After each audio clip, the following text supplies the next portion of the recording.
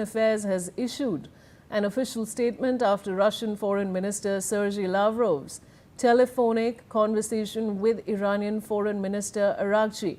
The statement reads, and I quote, "The ministers exchanged views on the prospects for steering the conflict triggered by the unprovoked US-Israeli aggression against Iran toward a political and diplomatic settlement."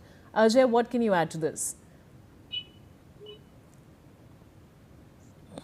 Pardon, please repeat the question. Ajay, we're talking about Russia's Ministry of Foreign Affairs, which has issued an official statement after Russian Foreign Minister Sergei Lavrov's telephonic conversation with Iranian Foreign Minister Araghchi.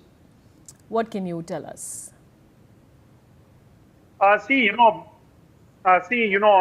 this ongoing situation, when it was started, when Israel and US, they started targeting Iran and retaliation was started.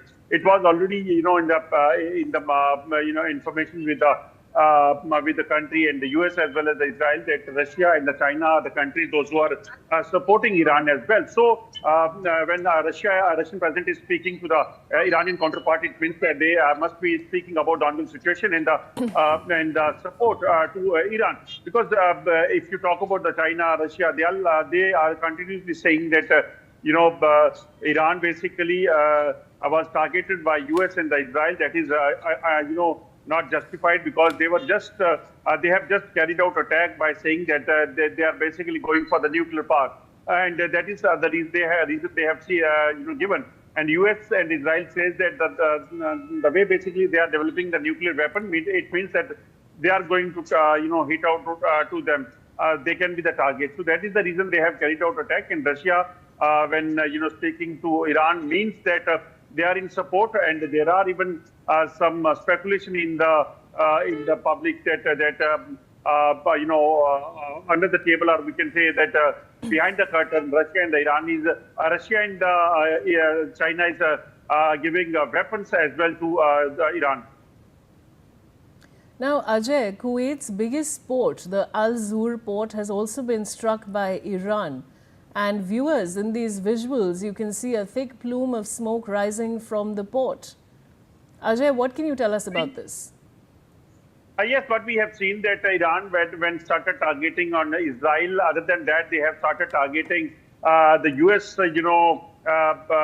bases in different Middle East countries like Kuwait, Oman, UAE, Saudi Arabia.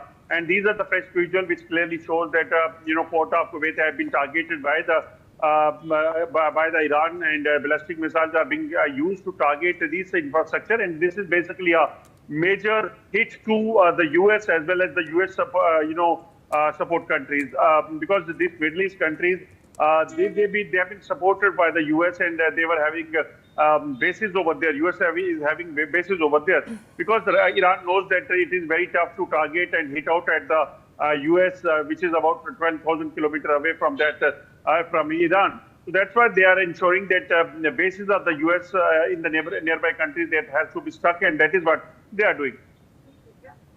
All right, Ajay, now there's more news coming in, viewers. Now, according to reports, 2 IDF officers have been severely wounded by Hezbollah's anti-tank missile and rocket fire.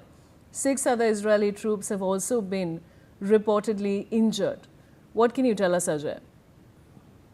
Yes, but we have seen that Hezbollah is also, retaliating to the Israel, and in the past as well, when Israel and Hamas was in the war, even at that time, Hezbollah was continuously trying to target the Israeli IDF, and this time this press input says that about 2 to 3, IDF personnel have been bounded in the Hezbollah's,